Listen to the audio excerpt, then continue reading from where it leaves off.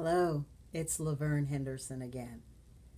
Today we're going to talk about the state of being single.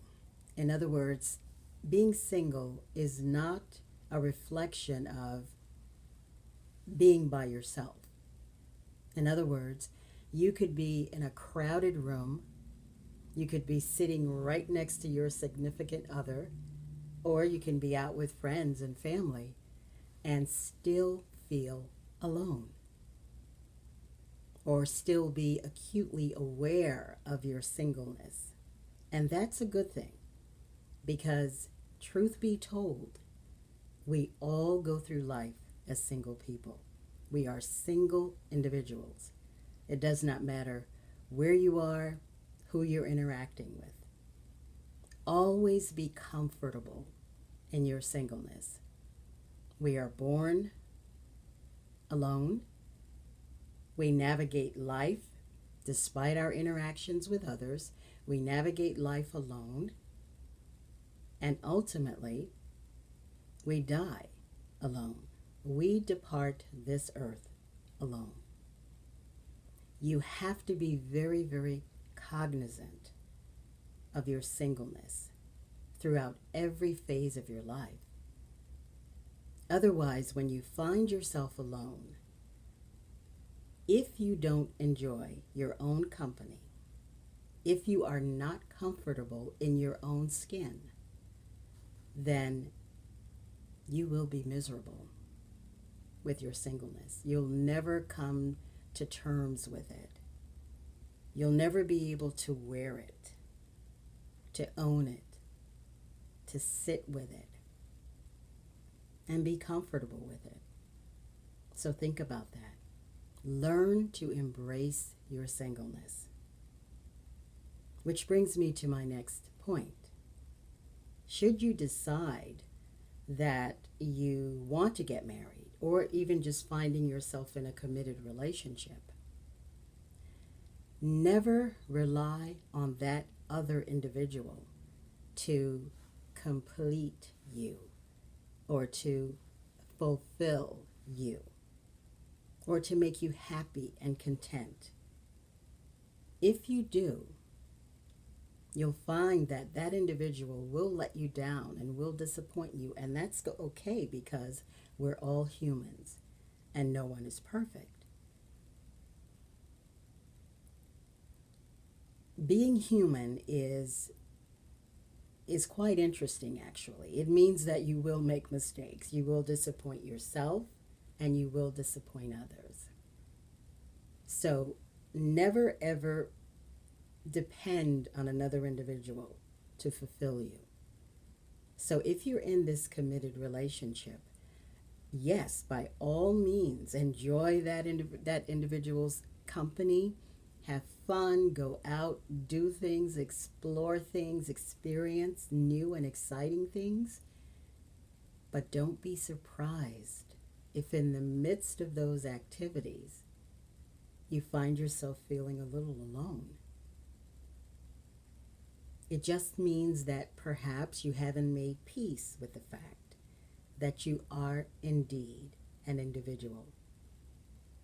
So learn to cultivate comfortableness with your singleness.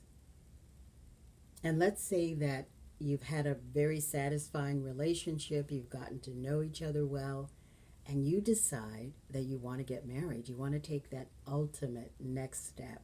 You want to spend the rest of your lives together in a committed, loving, nurturing relationship. That is wonderful. But it's very important that you both are on the same page. Spend time talking to that person about your expectations. Make sure that you both realize that you're not getting into a marriage hoping that the other will fulfill you.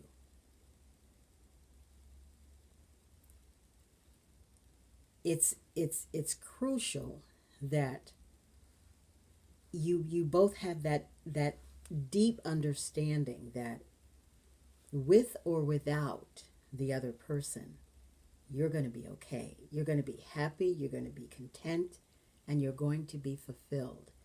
It helps if you have your own hobbies and outside relationships and things that you enjoy doing, and that you bring those into your marriage and that you keep them active. It's important to stay in contact with your friends and your family. All of those interests and activities that you enjoyed before getting married, make sure you continue to cultivate them and keep them alive while you're married.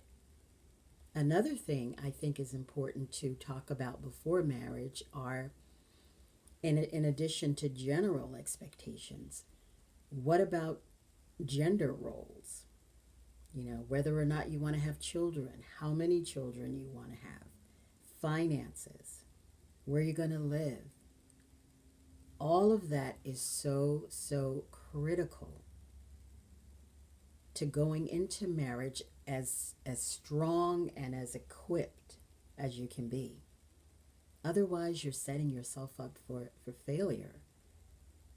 And then you'll find yourself single again, which means, I go back to my original statements, if you're not comfortable being single, if you're not comfortable navigating life as a single individual, then you're going to be miserable. And once you are comfortable, you're better able to talk about your feelings and your expectations before you get into marriage. And of course, in talking about those expectations, there are bound to be differences. And that's where you will have to negotiate or come to some compromises along the way. You know, you'll have to take into account one another's strengths and weaknesses. All of that, it'll be a true partnership, I believe, if you spend ample time, number one, being comfortable as a single person, and number two, articulating your wants and needs and desires. It doesn't matter, again, if you're married, if you're in a committed relationship, or if you're single. You are still the same person.